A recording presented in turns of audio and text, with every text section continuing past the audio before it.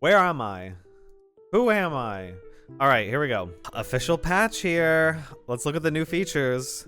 They increased the Matka Mist player limit to 9 from 6 it was at prior, and expanded the map. More details and map fixes. Okay. A lot of people wanted more people on that map, and I agree. It's a pretty big map, and it's been expanded a bit more, and now we get 9 people running around on it. So Matka's going to be really hot for PvP action now, and that's very exciting, like very exciting. What else do we have? We have introducing bunker upgrades. Chat, we get the bunker upgrades.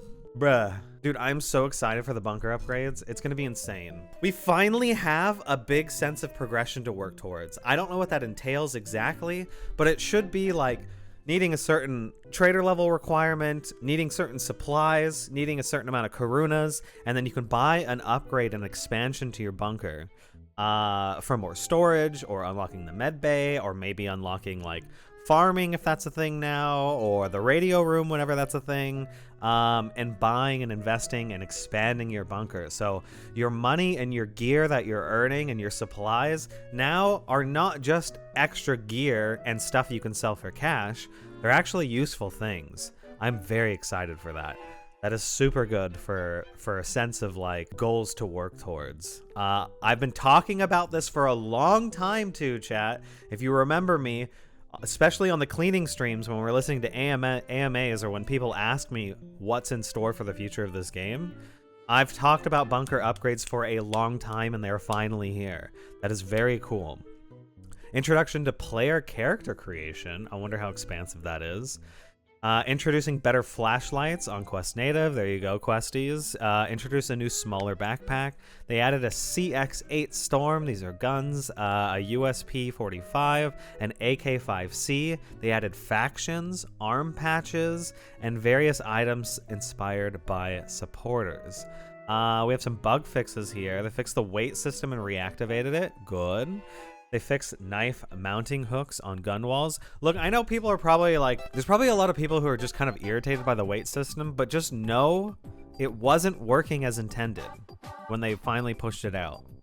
There were heavy game-breaking bugs with it that would not let you move and just increased your weight. Now it should work appropriately, and I think that's good and fine. It should take a decent amount to actually put yourself way over the weight limit where you're barely moving. But we will test and find out about that as we get in, okay? I see people saying in chat the new bag is terrible. It's not intended to be a good bag. I don't know if you guys have ever played Tarkov, but like the sling backpacks and like some of the other small ones, they're meant to be bad because we need like a full range of backpacks. We need the small shitty ones, which they just added one. We need, you know, medium ones and crazy big ones, which, you know, we've seen some of that, and everywhere in between. So they're coming. Exactly, the tea bag's coming. So that's normal, chat. It wasn't meant to be like, this is the new best backpack. It's no, they're just fleshing out the range of backpacks. And I'll take a look at it when we get in there. They fixed knife mounting on gun walls. They fixed loot crates not being locked in purple keycard room before the doors open. This is going to prevent those little scumbag sneaky finger dudes that are phasing their hand through the wall to open up vault room. So they won't even if they phase their hand through the wall, they won't be able to open the crates until the actual key card is inserted, and then they'll be unlocked. So that's good. They improved grenade throwing. This is a big deal. We've gone through lots of changes, both good and bad, on grenade throwing. The most recent one was pretty awkward, but did feel slightly better. So we'll have to see what that's like. They're constantly trying to revise the throwing mechanics in Tabor to make them akin to what we're used to in most VR titles for throwing. Let's see here. They improved night visions. So we should see, especially for Quest users, those of you who were struggling with night vision, we should see a massive improvement on Quest users on night vision and visibility. So that's good.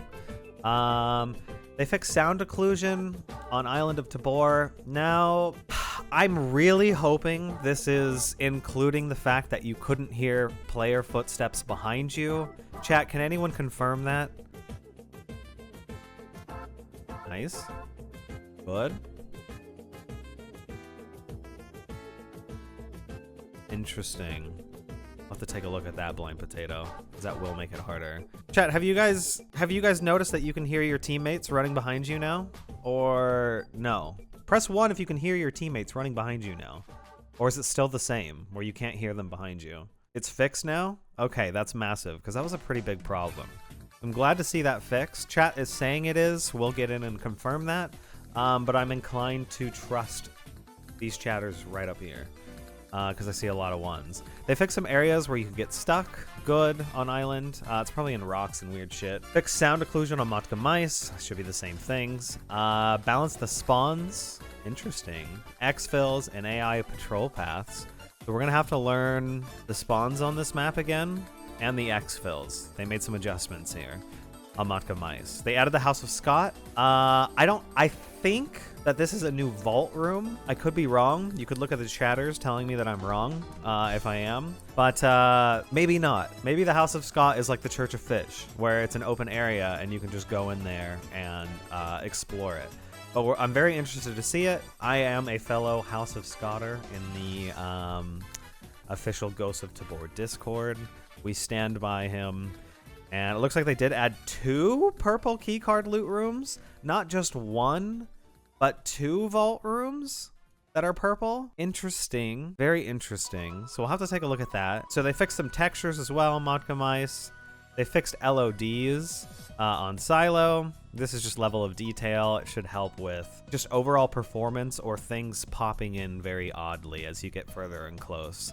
And the change of texture on stuff. They fixed the issue with the spawn on the top level. This was, you know, when you're in showers, just sitting there, floating in midair, and you like turn your head and it makes you sick as hell because it just fixes your movement forward.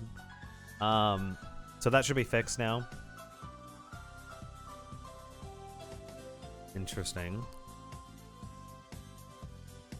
So there is a purple vault in there, and you have to do some secret stuff. You need Yorick's skull, which is very interesting. A key item that is large that's necessary to open that. And that key item's worth like 20k too, so let's hope the investment's worth it there. I'm very interested to see it. Chat, if you want today, I can work on getting a skull. I think I'm getting ahead of myself here. I'll explain the plan a little bit later. Let's finish these patch notes. So in the safe house, they added access to the intel room. That's new. They added GPU farming. We can finally use those GPUs to probably farm Karunas. 3 months, baby, Just Draco. Thank you, man. It's good to have you. 3 months, it's crazy. They added access to the nursery room. Added plant growing. We can actually grow plants now? They say plants, but it's weed, chat. Everybody knows. So I guess we can grow weed now in Tabor. Look forward to that. They added NRS crafting machines to the med room. Cool. Now this is probably, chat has been hinting at that my hardcore account is going to be very difficult for finding NRSs because of some changes to med boxes. Well, it looks like crafting NRSs is going to be my ticket out of the NRS problem. Because I can craft things on the hardcore account, I just can't buy them, which is very cool that we have some crafting options here.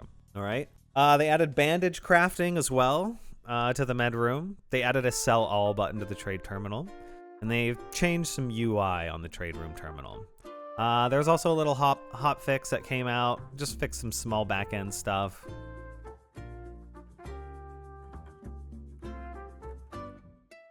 Now I can't buy anything from traders on the hardcore account. I can't buy gear and stuff, but I can upgrade my bunker. Yeah, I explained the hardcore rules a long time ago, back when we first started it. I used to explain it a lot, but I stopped explaining the crafting side because we really didn't have much to craft and we didn't have upgrades, so I stopped explaining that. But the only thing I can't do is just buy items from traders. That's it, chat. We can do quests. We can sell things to get money. But I just can't buy items, anything from traders. But the upgrades are fine, the crafting is fine, etc. Bunker, they put bunker upgrades at the traders to buy them from. Well, look, let me tell you, chat, that's not how it works in Tarkov. In Tarkov, you go into your hideout and go to the area you want to upgrade and you hit a button. So if the button is instead not in the hideout but at the trader, then I'm gonna do it. But like I said, I can't buy items from traders. A bunker upgrade, I don't know. It's not an item. It's an upgrade. So we're good there, chat. Unless you want the hardcore account to be incredibly boring. No, we're doing the hardcore rules as if Tarkov hardcore rules. And if you're not familiar with that, Pestily made it very popular. If you guys know him as a content creator of Escape from Tarkov. So that's where I pull the idea from the hardcore account. Is from Pestily's specific rule set. Let's see here. That's all for the patches, chat. Exciting things. Very exciting things. All right, now.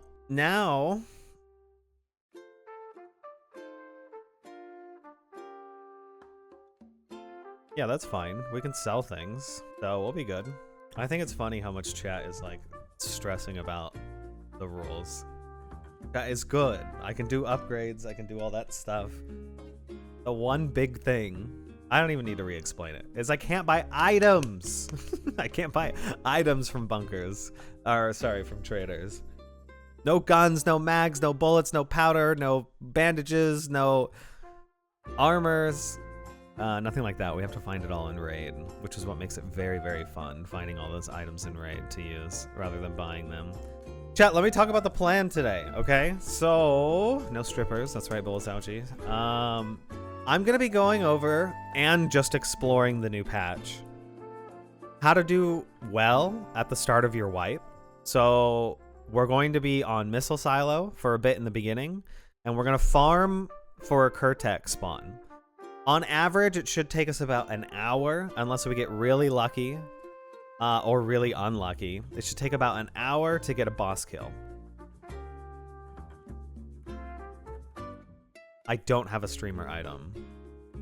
Maybe in the future, but nothing right now. So we're going to farm for a boss, because if we can get max tier armor early and a golden SKS early, we can snowball really hard, because most people, early wipe, are running with SKSs, MP40s, like really low-end guns, okay?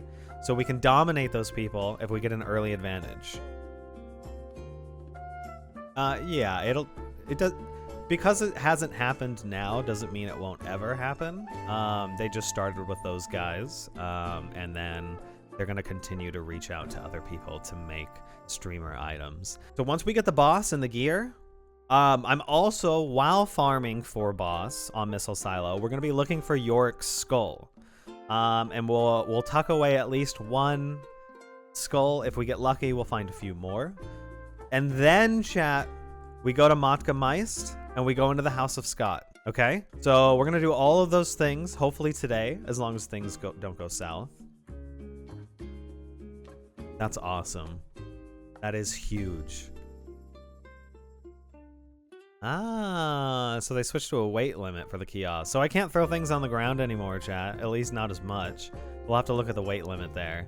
So there's a lot of things that don't get explained in the patch notes. This has been a common thread of Combat Waffle Studios for a while.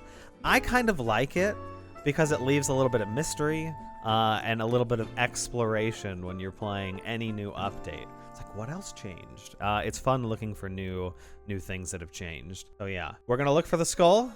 We're gonna get boss. We're gonna go to Matka Mist with the skull, and we're gonna get into the House of Scott.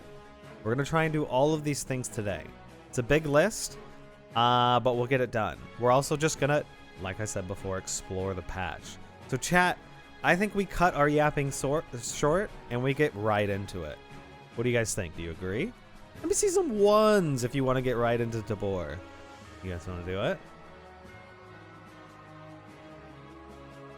Having purple would let me into vault as well, but I could at least explore inside the church without vault. Purple keycard. So either way, I'm gonna go in there. Yes, we're gonna pump it up. Okay, you guys ready?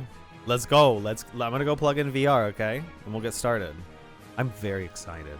You guys are gonna get to see my first reactions to this patch. I haven't played it yet, chat. This is gonna be the first time. This is the first time. All right, boys and girls, get it done. I'll go plug in VR. Thank you all for watching. If you feel the video deserves it, give it a like, consider subscribing. It means a lot for my small channel. Also, I do a lot of live streaming on twitch.tv. The link will be in the description below. That's all for today. Expect more Ghosts of Tabor content. And until then, I'll see you in the field.